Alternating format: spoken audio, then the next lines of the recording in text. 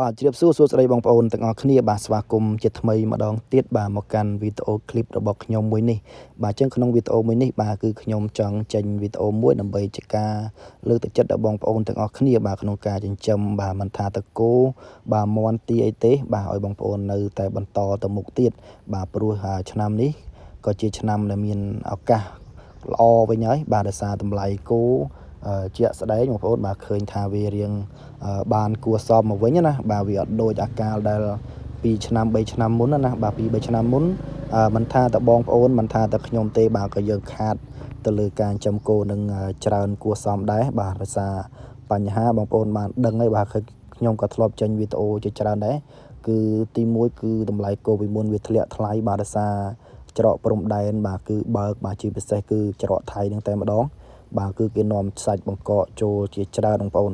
បាទអញ្ចឹងវាធ្វើឲ្យសាច់គោក្នុងស្រុករបស់យើងគឺអត់មានតម្លៃណាបាទតម្លៃវាទាបបាទទាបមែនទែនហ្មងណាបាទអញ្ចឹងក៏វាធ្វើឲ្យបងប្អូនយើងបាទបោះបង់របរចិញ្ចឹមគោហ្នឹងក៏រៀងច្រើនដែរបាទរួមទាំងខ្ញុំផងដែរបាទដែលខ្ញុំសម្រាប់បាទមួយរយៈធំហើយបាទដោយសារបញ្ហាមួយហ្នឹងហើយមួយទៀតគឺយើងខ្វះកម្លាំងពលកម្មណាបាទដោយសារបងប្អូនដឹងថាខ្ញុំជាអ្នកធ្វើការបាទអញ្ចឹងយើងអត់មានពេលណាទៅ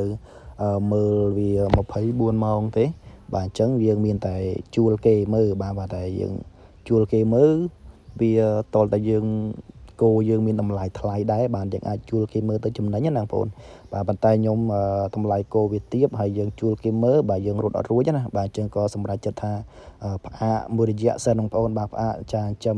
គោមួយរយៈសិនប៉ុន្តែខ្ញុំបកមកចិញ្ចឹមមាន់ទាឡើងវិញអញ្ចឹងណាបងប្អូនបាទយើងចិញ្ចឹមមាន់ទាឡើងវិញដោយសារ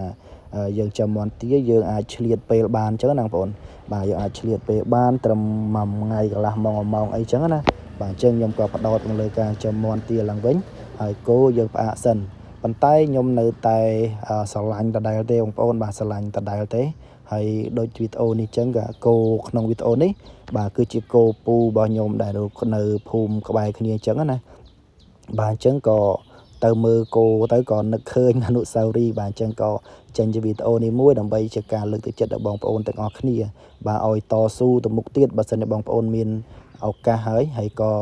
យើងមានគោបាទយើងមានដីសម្រាប់មើលអញ្ចឹងណាបាទអញ្ចឹងបងប្អូនគួរតែតស៊ូទៅមុខទៀតទៅបាទដោយសារគោបច្ចុប្បន្នគឺវាតម្លៃវារៀងឡើងវិញហើយឱកាសល្អមួយទៀតនោះគឺច្រកព្រំដែនគេអត់ទាន់បើកទេបាទអញ្ចឹងកាលណាដែលច្រកព្រំដែនអត់ទាន់បើកទេបាទអញ្ចឹងសាច់ទាំងអស់បាទដែលនាំចូលមកពីខាងថៃគឺអត់អាចនាំចូលបានទេបាទអញ្ចឹងធ្វើម៉េចគឺតម្រូវការទីផ្សារគឺត្រូវការហូបសាច់បាទអញ្ចឹងយើងមានគោមានអីក្នុងស្រុករបស់យើងស្រាប់បាទគឺប្រកាសជាមានឱកាសច្រើនក្នុងការលក់ហើយក៏វាអាចនឹងបានថ្លៃគួរសមដែរបងប្អូន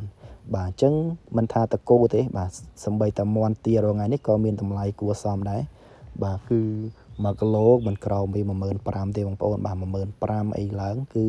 យើងអាចលក់ចំណេញខ្លះហើយបងប្អូនបាទ15000 16000អីហ្នឹងបាទគឺយើងអាចលក់រៀងចំណេញខ្លះហើយបាទអញ្ចឹងគឺវាជាការល្អដែរសម្រាប់កសិកររបស់យើងបងប្អូនបាទអញ្ចឹងវីដេអូនេះគឺអត់មានអីច្រើនទេបងប្អូនបាទគ្រាន់តែចេញមកដើម្បីជាការលើកទឹកចិត្តដល់បងប្អូនហើយបងប្អូនតស៊ូទៅមុខទៀតបាទកុំបោះបង់បាទបើសិនជាបោះបង់ហើយបងប្អូនអាចនឹង